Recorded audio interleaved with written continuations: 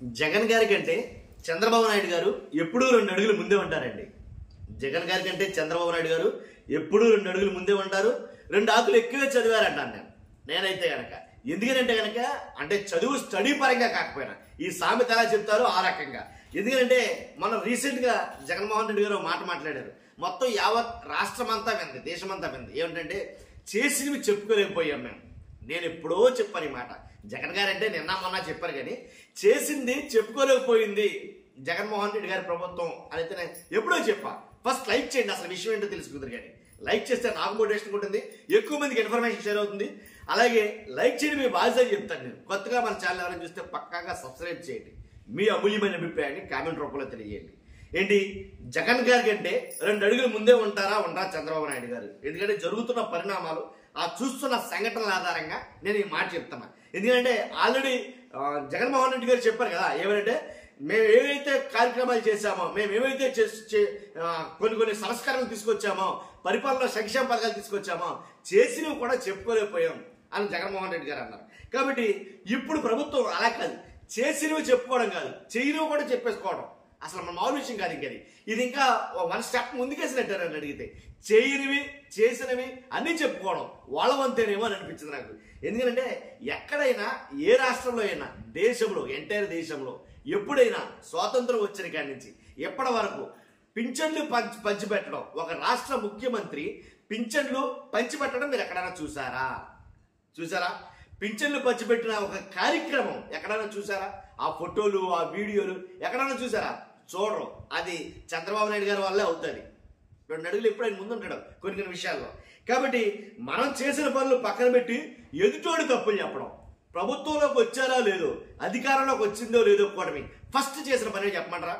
ఏంటి కూటమి ప్రభుత్వం అధికారంలోకి వచ్చిన తర్వాత ప్రతిపక్షంగా ఉన్న వైఎస్ఆర్సీపీ ప్రభుత్వాన్ని మ్యాక్సిమం వాళ్ళు చేసిన తప్పులేంటి, వాళ్ళు చేసిన డొంకలేంటి, అవన్నీ ఎతికి ఏంటి ఉన్నదే లేనిది ఉన్నది మొత్తాన్ని ఎలాగైతేనండి ముందు వాళ్ళ మీద ఒక బ్లేమ్ అయితే వేశారు.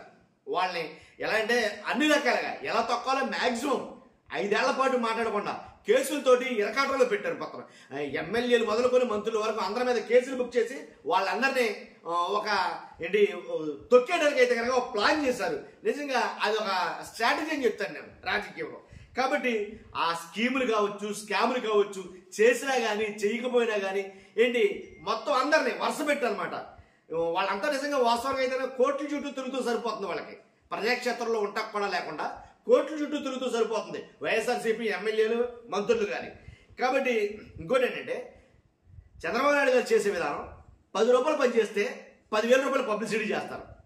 మీరు ఒప్పుకున్నా ఒప్పుకోకపోయినా, ఒప్పుకునే వాళ్ళు ఉంటే కనుక ఖచ్చితంగా కామెంట్ రూపంలో తెలియజేయండి, ఇది నిజమా కాదా.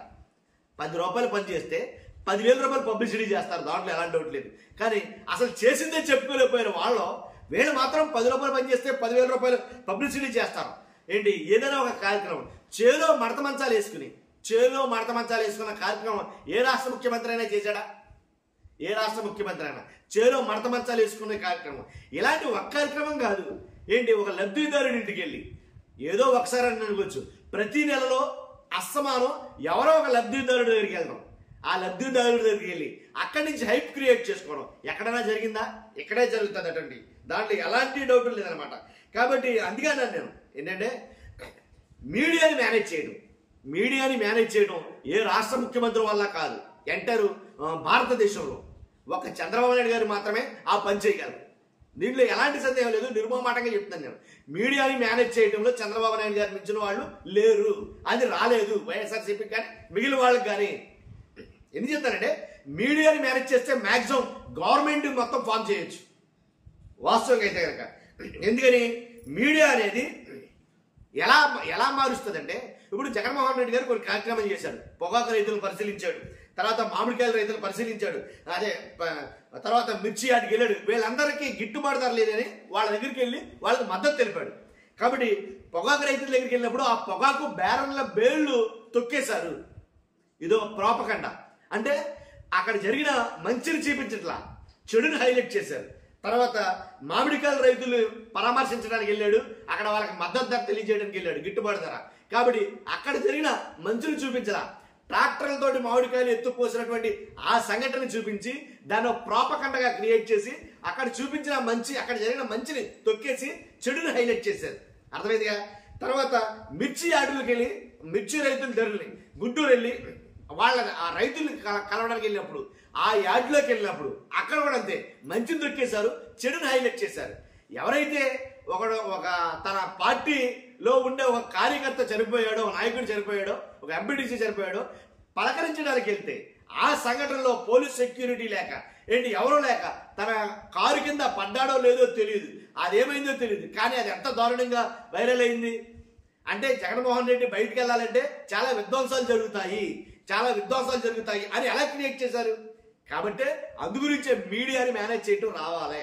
అది ఒకరికి మాత్రం వచ్చింది, చంద్రబాబు నాయుడు గారికి మాత్రం వచ్చింది. దాంట్లో ఎలాంటి వ్యక్తిత్వ హననం, మరి ముఖ్యంగా మన ప్రత్యర్థి ఎవరైతే ఉంటారో వాళ్ళ ముందు వ్యక్తిత్వంగా హననం చేసేయాలి అని అది కూడా ఒక స్ట్రాటజీ పాలిటిక్స్ లో.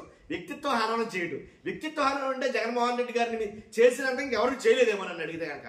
ఏదైతే వచ్చి రాగానే కూటమి ప్రభుత్వం అధికారంలోకి వచ్చి రాగానే ఏదైతే లడ్డూ వ్యవహారం తెర మీద తీసుకొచ్చి సున్నితమైన అంశం తెర మీద తీసుకొచ్చి ఎంత బద్నాం చేశారు. నిజంగా మొత్తం అందరూ చీలనుకునేలా చేశారు. ఇంత దారుణానికి ఒడిగడతాడా జగన్మోహన్ రెడ్డి ఏంట్రా అంటే కనుక ఓ పక్క నుంచేమో క్యాంపెయినింగ్, అతను క్రిస్టియన్ ముఖ్యమంత్రి అని ఒక క్యాంపెయినింగ్ చేసి ఓ పక్కన లడ్డు అంశాన్ని తెర మీద తీసుకొస్తారు. అంటే ఒక వ్యక్తిత్వ హననాన్ని, ఒక మనిషిని ఎలాగా వ్యక్తిత్వ హననం చేయొచ్చు అని అంటారు. అంతేకాదు తల్లిని వాడారు, చెల్లిని వాడారు, తల్లి చెల్లిని తమ వైపుకి లాక్కుని మొత్తం మనిషినే క్రిటిసైజ్ చేయటం. ఎంత అంటే రాజకీయాల్లో ఇది కూడా ఒక భాగమేనా అని అనిపించింది నాకు. కాబట్టి ఈ రకంగా అందుగురించే నేను ఎప్పుడు చెప్తూ ఉంటాను, జగన్ గారి కంటే చంద్రబాబు నాయుడు గారు ఎప్పుడు 2 అడుగులు ముందుంటాడు ఆయన. ఎందుకంటే జగన్ గారి కంటే 2 ఆకులు ఎక్కువ చదివాడు రాజకీయంగా ఆయన చెప్తూ ఉంటాను నేను. ఖచ్చితంగా ఇది వాస్తవం అనమాట. మీరు నమ్మినా నమ్మకపోయినా, మీకు నచ్చినా నచ్చకపోయినా ఇది జరుగుతుంది ఎప్పుడు. కాబట్టి ఏదైనా సరే, ఏదైనా ఒక కార్యక్రమం తలపెడితే ఫోటోలతోటి మోతెత్తిచ్చేస్తారన్నమాట. మెడికల్ కాలేజీలో ఉన్నాయి. ఫర్ ఎగ్జాంపుల్ మెడికల్ కాలేజీలు తీసుకుందాం. మెడికల్ కాలేజీలు ఎన్ని కట్టాడు జగన్మోహన్ రెడ్డి గారు, ఎన్నిట్లో క్లాసులు జరుగుతున్నాయి, ఇది వాస్తవం కాదా? 5 మెడికల్ కాలేజీల్లో ఆల్రెడీ క్లాసెస్ స్టార్ట్ అయిపోయాయి. ఇంకో 2 మెడికల్ కాలేజీల్లో మాక్సిమం అడ్మిషన్లు కూడా ప్రారంభమయ్యాయి. కానీ మిగిలిన ఏదైతే 10 మెడికల్ కాలేజీలు ఉన్నాయో అవి నిర్మాణాల దశలోనే ఉన్నాయి. ఇది వాస్తవమా కదా? మీకు తెలుసు, నాకు తెలుసు. మెడికల్ కాలేజీలో విద్యార్థులు కూర్చుని చదువుకుంటున్న వీడియోలతో సహా మనం అందరం చూసామా లేదా? మరి అలాంటప్పుడు ఆ మెడికల్ కాలేజీల్లో జరిగిన మంచిని పక్కన పెట్టేసి ఏదైతే పునాది దశలో ఉన్న మెడికల్ కాలేజీలోకి వెళ్ళి ఇది జగన్మోహన్ రెడ్డి కట్టించింది, ఇది జగన్మోహన్ రెడ్డి కట్టింది, ఇది జగన్మోహన్ రెడ్డి కట్టింది.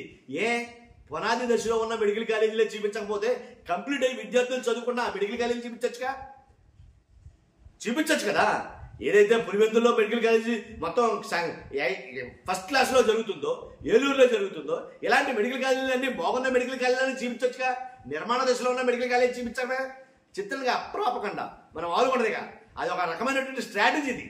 కాబట్టి నేను అంటాను, దీంట్లో ఆరుతేరితేనే ముందుకెళ్ళగలం రాజకీయంలో, లేకపోతే ముందుకెళ్ళ తొక్కేస్తారనమాట. మెడికల్ కాలేజీలు కాదు, జగన్మోహన్ రెడ్డి చేసిన ప్రతి మంచిని చెడుగా చిత్రీకరించారు. జగన్మోహన్ రెడ్డి చేసిన ప్రతి పథకం ప్రజల్లోకి వెళితే గనక జగనే వెళ్ళినట్టు. అర్థమైనా? అందు గురించే మ్యాక్సిమం ఏదైతే 17 మెడికల్ కాలేజీలు ఆంధ్రప్రదేశ్లో కనుక ప్రారంభమైతే నూతన అధ్యాయం స్టార్ట్ అవును. ఆంధ్రప్రదేశ్లో ఒక నూతన శకం ప్రారంభమవును. కాబట్టి అవి జరగకూడదు. ప్రైవేట్గా అప్పగిచ్చేస్తే ప్రైవేటులు చేసినట్టే జగన్మోహన్ రెడ్డి పేరు ఉండదు అని ఒక స్ట్రాటజీలో భాగంగా రాజకీయం అంటే అందుకే అంటూ ఉంటాను నేను ఎప్పుడు కూడా. కాబట్టి జగన్ గారి కంటే 2 అడుగులు ఎప్పుడు ముందే ఉంటాడు ఆయన ఇలాంటి విషయాల్లో. కాబట్టి మీడియా మేనేజ్మెంట్ కావచ్చు, పోల్ మేనేజ్మెంట్ కావచ్చు, బూత్ మేనేజ్మెంట్ కావచ్చు, నేను చెప్పాను కూడా ఇవన్నీ కుదరకే లాస్ట్ టైం ఫెయిల్ అయ్యారు వైఎస్ఆర్సీపీ. వీటన్నిటిలో ఆరిదేరిన దిట్ట చంద్రబాబు నాయుడు గారు. చూస్తున్నారు మీరు. అది కూడా మీ అభిప్రాయం ఏంటో కామెంట్ రూపంలో తెలియజేయండి. నా అభిప్రాయం చెప్పాను. ఫస్ట్ నేను లైక్ చేయండి, నాకు మోటివేషన్ ఉంటుంది, ఎక్కువ మందికి ఇన్ఫర్మేషన్ షేర్ అవుతుంది. షేర్ చేయండి, కొత్త మన ఛానల్స్తో పక్కాగా సబ్స్క్రైబ్ చేయండి. Thank you very much.